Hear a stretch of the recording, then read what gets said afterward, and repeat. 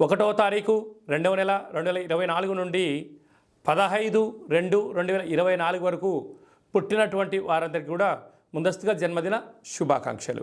గతంలో వివాహం చేసుకున్న వారికి వివాహ వార్షికోత్సవ శుభాకాంక్షలు.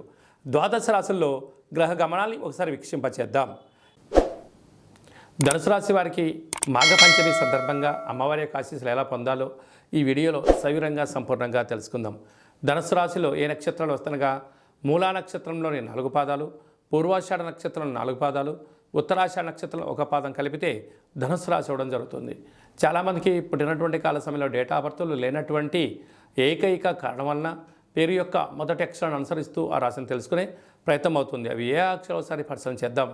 ఏ, యో, బా, బి, బు, ధ, బా, డా, బే అక్షరాల వారందరూ కూడా ధనుసు రాశి జాతకులే. ధనుసు రాశి యొక్క అధిపతి దేవగురు బృహస్పతి.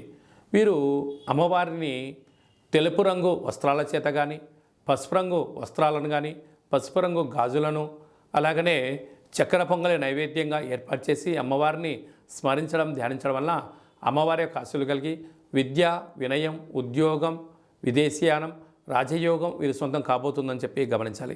రాశిలోనే కుజశుక్ర సంచార స్థితి కారణం వలన, కుజదోష ప్రభావం కారణం వలన మీ యొక్క ఎదుగుదలను, మీ యొక్క ఉన్నతమైన జీవన విధానంలో, మీ ఉద్యోగాల్లో, వ్యాపారాల్లో అనేక రకాల మంది మీకు శత్రుబాధని ఎదురు పెట్టడానికి ప్రయత్నం చేస్తూ ఉన్నారు.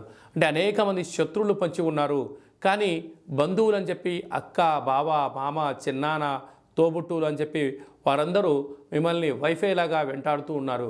కనుక మీరు వీలైనంత వరకు మౌనంగా ఉంటూ, చిరునవ్వు నవ్వుతూ, ఏది మాట్లాడకుండా కాలం గడపగలిగినట్లయితే మీ యొక్క ధనం, బంగారు ఆభరణాలు, వాహనాలు, స్థిర చరాస్తులను కాపాడుకునే మానవ ప్రయత్నం అవుతుంది. లేకపోతే ఇవన్నీ వెళ్ళిపోయి వారే మీ శత్రువులు అవుతారని చెప్పి గమనించాలి. బుధాదిత్య రాజయోగ కారణము, ధనస్థానంలో రవి బుధ సంచార స్థితి కారణం వలన ప్రభుత్వ ఉద్యోగ ప్రయత్నం చేసేవారికి చాలా మంచి కాలము. ప్రభుత్వ అధికారులతో మంచి సత్సంబంధాలు, ప్రభుత్వ అధికారులతో మీరు మెళ్ళుకువగా, మంచితనంగా గౌరవాన్ని ఇచ్చిపుచ్చుకోగలిగితే స్థిర చరాస్తులు మీ సొంతమవుతూ ప్రభుత్వ అధికారులతో మీకు ఎనలేనటువంటి రాజ సన్మానం, గజ సన్మానాలు కూడా మీకు ఉన్నాయని చెప్పి గమనించాలి. తృతీయంలో శని సంచార స్థితి ఉండడం వలన తల్లిదండ్రులతో, అన్నాదమ్ములతో, అక్కాచెల్లతో, బావా బామర్దులు, బంధుమిత్రులు, స్నేహితుల సన్నిహితులతో మానవ సంబంధాలన్నీ మానవ సంబంధాలుగా చూడండి. మిమ్మల్ని వాళ్ళు ఆర్థిక సంబంధాలుగా చూసే ప్రయత్నం చేస్తూ ఉంటారు.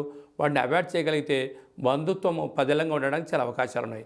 అర్ధాష్టమ రాహు మీ రూపాయి తిని మీకే 4 మాటలు అప్పజెప్పి మీతో శత్రుత్వం పెట్టుకోవడానికి అనేక మంది శత్రువులు ఉన్నారు. కారణం ఏమిటాయి అంటే ఒక్కసారి సమయంగానే ధనం వెళ్ళిపోతే తిరిగి రాదు.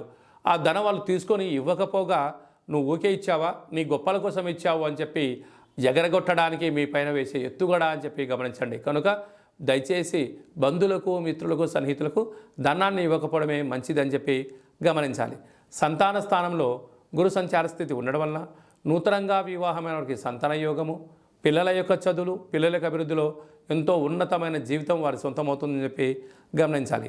రాజ్యస్థానంలో కేతు సంచార స్థితి ఉండడం వలన వృత్తులలో, ఉద్యోగాల్లో, వ్యాపారంలో ప్రమోషన్స్, మీ యొక్క భవిష్యత్తు ప్రణాళికల్లో అద్భుతమైన విజయం మీ సొంతం కాబోతుందని చెప్పి గమనించాలి. సాఫ్ట్వేర్, హార్డ్వేర్, సినిమా రంగాలు, వ్యాపారవేత్తలు, వాణిజ్య వ్యాపారాలు, యూట్యూబ్, వాట్సాప్, ఫేస్బుక్లో న్యూస్ రీడర్స్కి, వ్యాపారవేత్తలకు ఇది చాలా మంచి కాలము అని చెప్పి గమనించాలి.